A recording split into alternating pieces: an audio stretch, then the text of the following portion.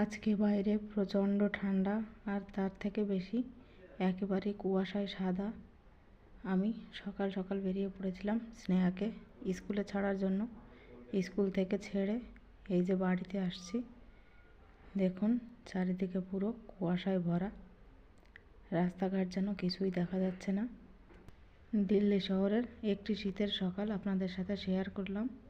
এই যে রাস্তা দিয়ে আমি হেঁটে যাচ্ছি, সামনে আমাদের নিম গাছটা দেখা যাচ্ছে, এরপরেই আমাদের বাড়ি। তো বন্ধুরা, আপনাদের ওখানে আজকে কেমন কুয়াশা অবশ্যই জানাবেন। ভালো লাগলে একটা লাইক কমেন্ট শেয়ার করবেন, আর আমার চ্যানেলটা সাবস্ক্রাইব করে আমার পাশে থাকবেন। কথা বলতে বলতে এই যে দেখুন আমি কিন্তু বাড়িতে চলে এসেছি। আজকের মতন এই পর্যন্তই। সবাই খুব ভালো থাকবেন, সুস্থ থাকবেন। টাটা।